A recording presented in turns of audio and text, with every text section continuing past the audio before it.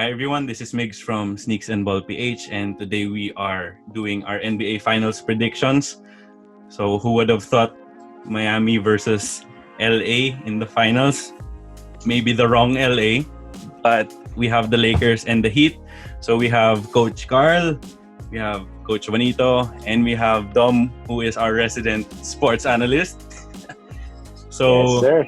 let's get into it. So Carl, who you got NBA Finals 2020? I have the Lakers in 6. The reason I have them in 6 is the Heat probably have the best pieces in terms of trying to stop LeBron and AD from everyone they've played in the playoffs. So I think they'll give them trouble in terms of having multiple bodies on them, especially for LeBron having Butler, Iguodala, and Crowder, then having Bam on AD.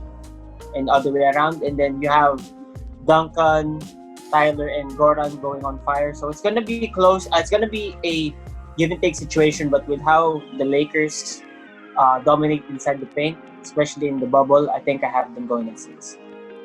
Okay, so Carl has them in 6. Then Coach Juanito, who you got? I actually have the Lakers in 7. Again, the Lakers are still in advantage. The Lakers have LeBron, the Lakers have AD. The problem is after LeBron and AD, all the advantage goes to the Heat. No, we have the point guard battle of Goran and Rajon. I think Goran has the edge. We have the wing advantage of Tyler versus Danny Green. I would say Tyler has the advantage.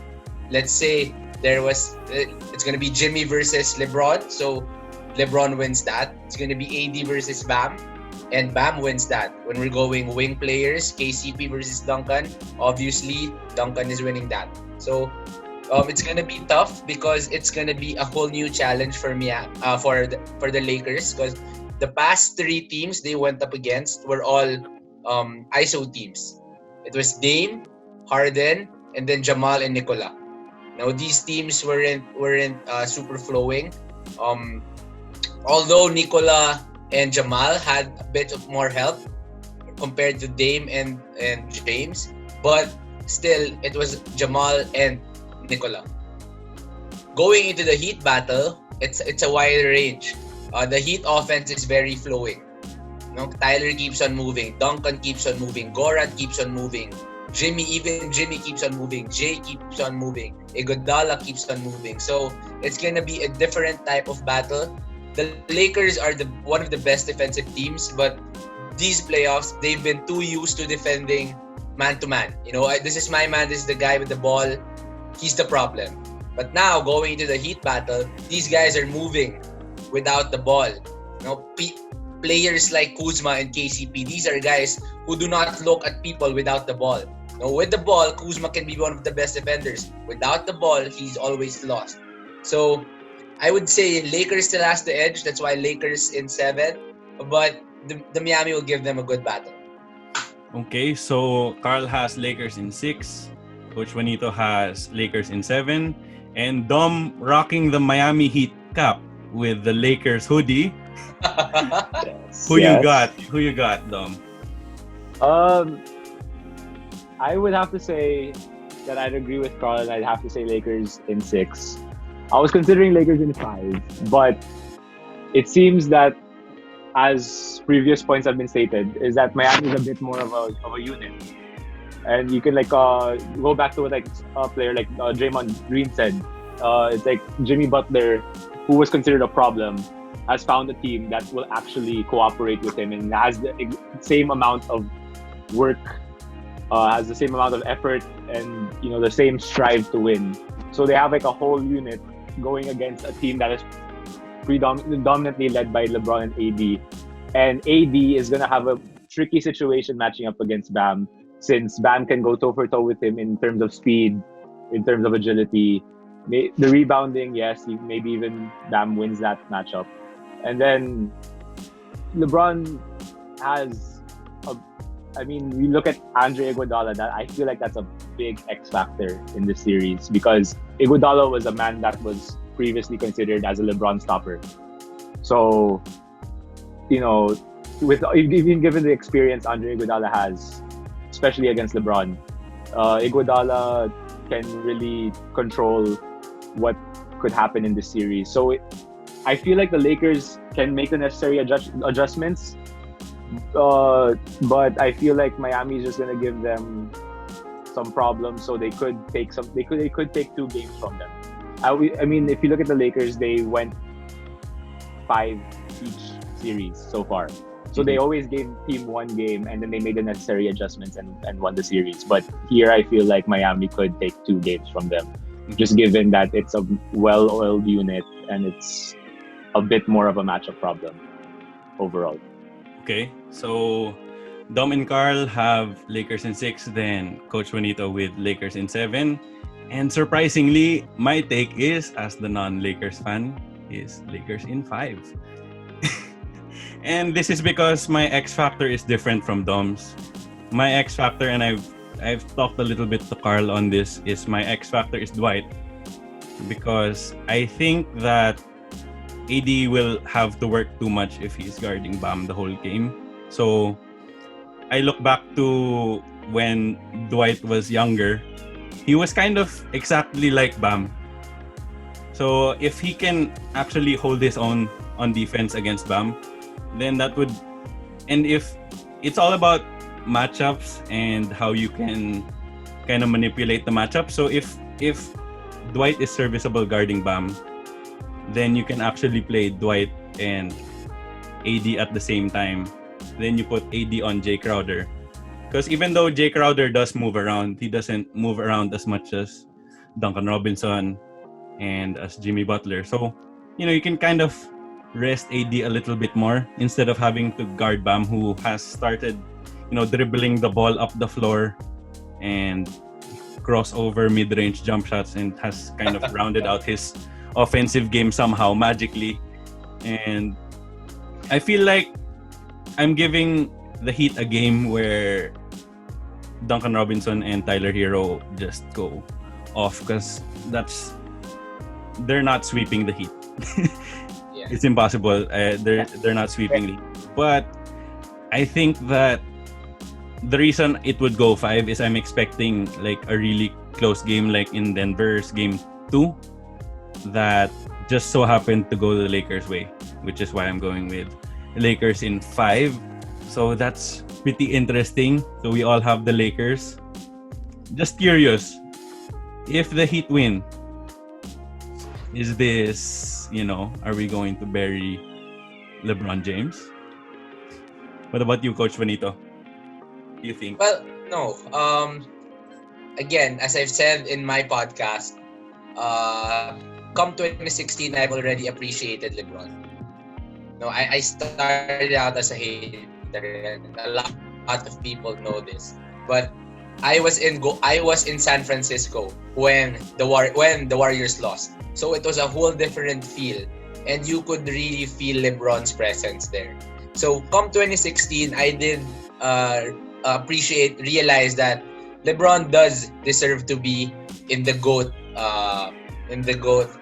conversation. Being a Laker legend, maybe not in the level of Kobe, Magic, and Kareem, but he is still gonna be one of the Laker greats.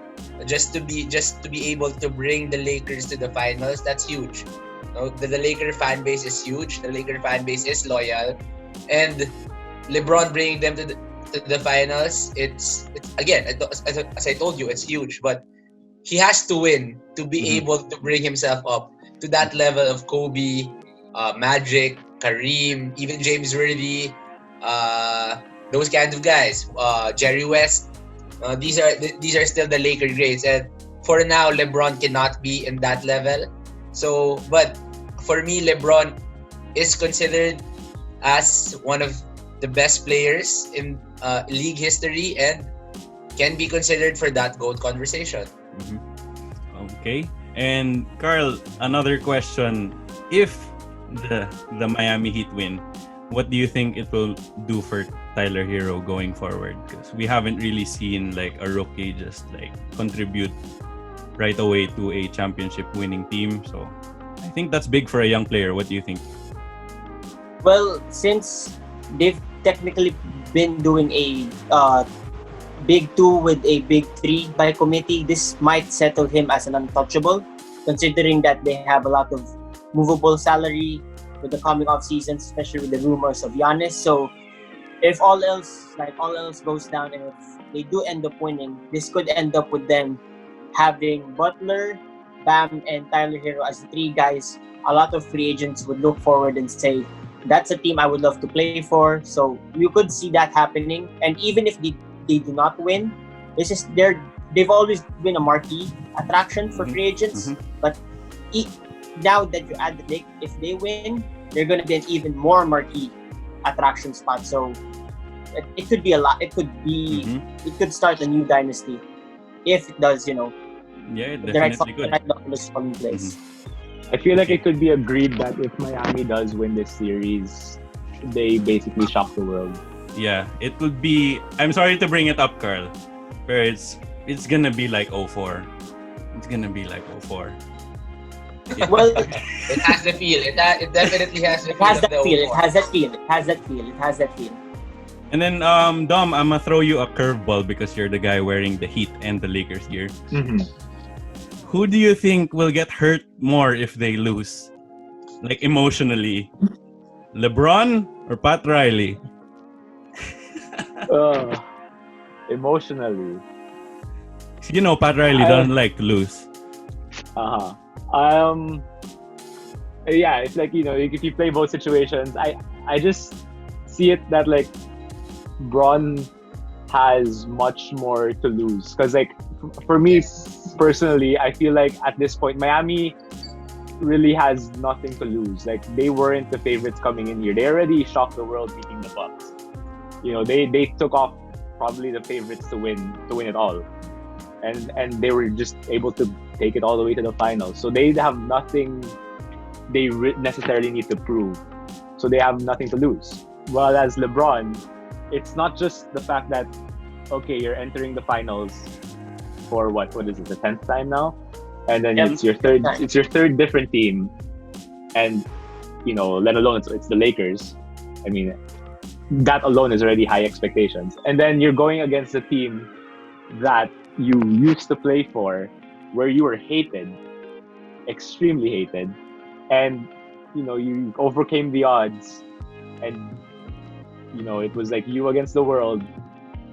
And then, like, I don't know. Just to sum it up, I feel like LeBron just has way much more to lose here. It's because it's just his connection with Miami. It's the fact that Miami last finals appearance was with LeBron on their team. So just the fact that Miami's here going against LeBron, who kind of, I wouldn't say saved them, but yeah, I wouldn't. He also saved them in a sense. But I mean, Dwayne Wade pulled that off on his own too. But a team that he was successful with, and then this is Miami proving to LeBron we don't need you. We're here. We have a team now. So I just really feel like LeBron has more to lose here. It's all the pressure's on him. On a side note, D Wade's gonna be on Bron's ass if they if they lose. The good question is who is Dwayne Wade rooting for here, right? Dwayne Wade. So that's his. He's a Heat lifer. Yeah, there's his brother LeBron over there, and then there's Heat. Because D Wade is a Heat lifer. Plus he's from Marquette, where Jay Crowder and that's true. And Jimmy are from. Yeah. So there. I guess those are our picks. So I got them in 5. Dom and Carl have them in 6, and Juanito has them in 7. So we'll see how it all pans out. But the NBA Finals will be starting Wednesday in the US and Thursday morning here in the Philippines.